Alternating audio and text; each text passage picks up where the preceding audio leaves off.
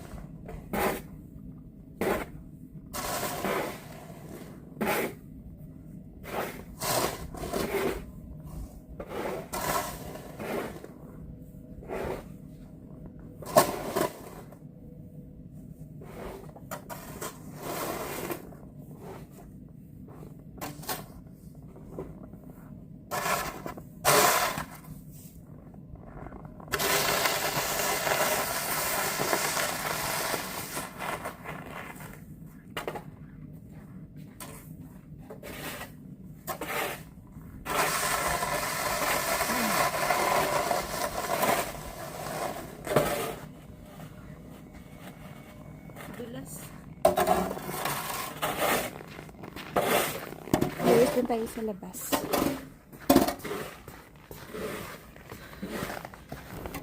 So, ayan yung view natin dito sa labas.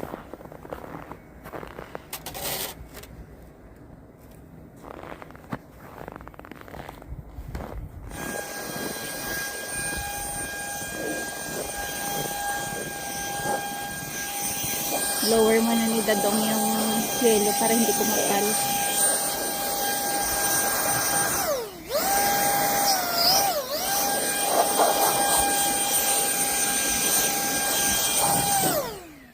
Ayun na, freezing rain na naman to. Hirap pa man ibuksan yung pinto.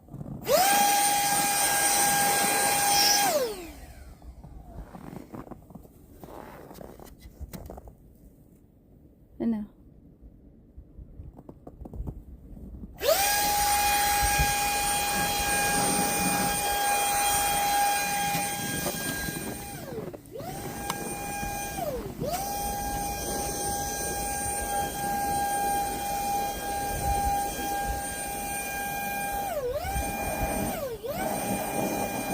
Tambak na yung back alley, oh. Ito kasing side na to, hindi nililinis yan dito, eh.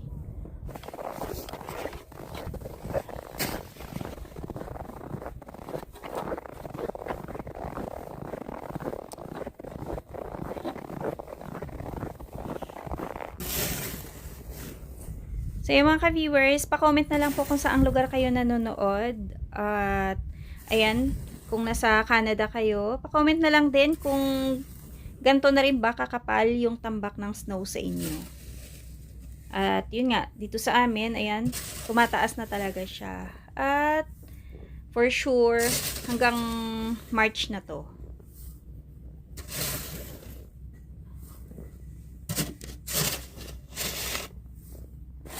Ayan po yung walkway. Kaya sabihin mo na nililinis namin kada patak ng snow. Kumakapal pa din naman yung, ayan o, kumakapal yung nakadugyat. Hindi mo naman pwedeng anuhin yan, tanggalin talaga kasi matigas na siya. Matigas na yung pinakababa na. Ha? Kaya nga. Yung pinaka-pino lang talaga. Yung bagong patak lang yung pwede mong tanggalin. Tapos, nung nakaraan, naglinis yung taga city. Nilinis nila yung itong kalsada. So, nangyari, dito dapat nakapark yung sasakyan ni Dadong. So, hindi na ngayon makapag-park. Gawa ng nakatambak na dito yung yelo. Yan na, mataas na yan. So, mga ka-viewers, isa sa mga rason kung bakit umaalis yung mga tao dito sa Regina. Dahil sobrang lamig ng winter dito. Tsaka, isa pa, pag bumuhos talaga yung snow, ayan, kung mapapansin nyo, grabe yung tambak talaga ng snow dito sa amin. At ang usual nilang pinupuntahan ay yung BC. Dahil sabi nga nila, dun sa BC, hindi siya ganun kalamig. Tapos, more on ulan lang dun.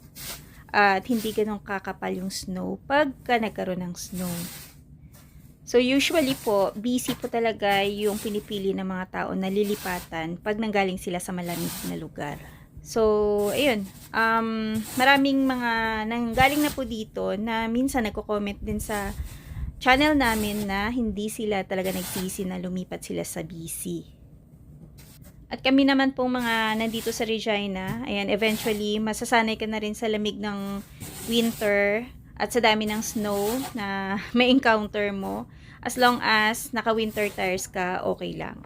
Kasi sabi nila, lahat ng mga nasa Canada ay pinagpala.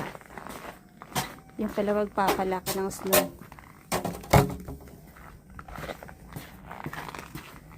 Ayan.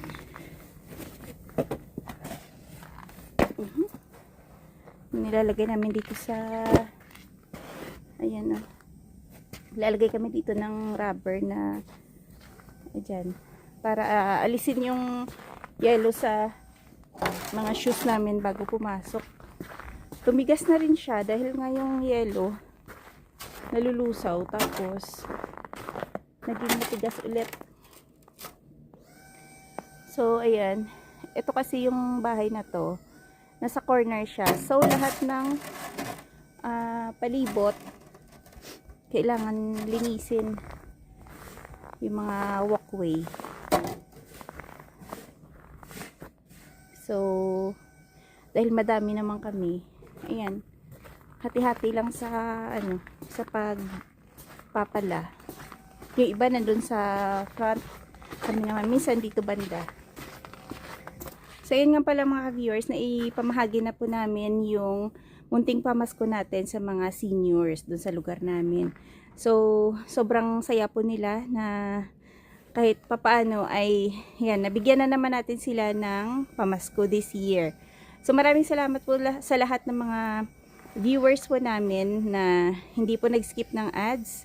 Malaking tulong po yun para makalikom po kami ng pondo para yun, sa pambili ng pamasko sa kanila. At maraming salamat din sa lahat ng mga nagbigay, nagpaabot ng ayan, donation po nila para dagdagan po yung pondo po namin. So ilagay ko na lang po dito yung photos nila, kaunting clips nung ano na ipamigay po nung 24 mismo. Ayan.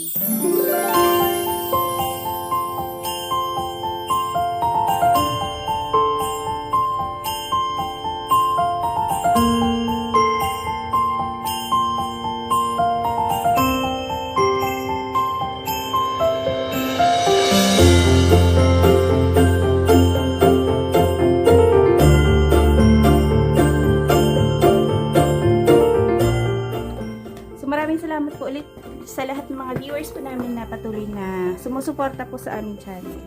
Sa hindi po nakapag-subscribe, sana mag-subscribe po kayo kasi marami po kaming mga viewers na nakikita namin na hindi pa po nakapag-subscribe sa aming channel. Pag dito ka, ang sarap. Diyos ko. Warm na warm, pero pag nasa labas ka. Sa bagay ngayon, hindi naman ganun siya ka lamig. Kasi parang nasa 18 lang. Minus 18. Ay mga ka-viewers, gagawa muna tayo ng chili garlic oil. Ayan. So, i-grind muna natin itong ating garlic.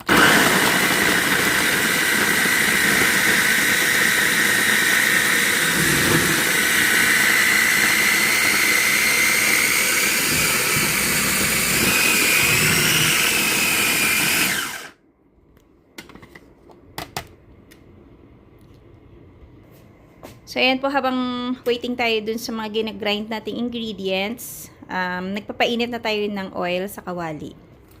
So, ito po yung chilies. Ayan, isusunod ko na siya dito sa ating garlic.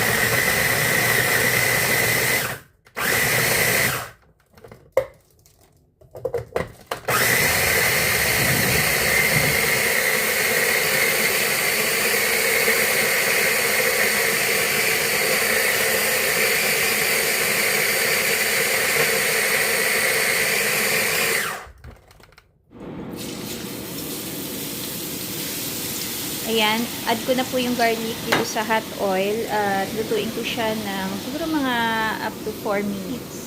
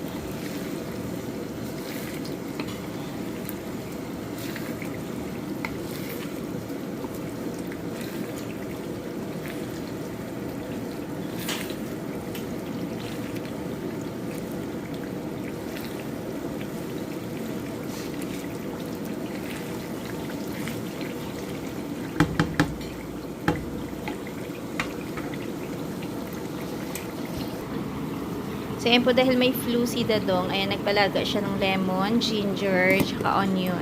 Kasi babaunin daw niya. Papakulay lang. Anato powder. Up.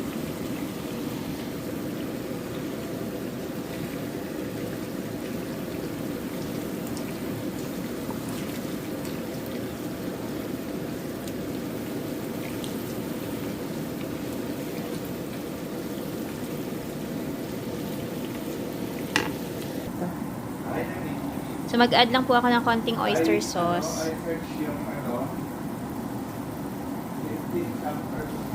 Meron din po paminta, tsaka brown sugar.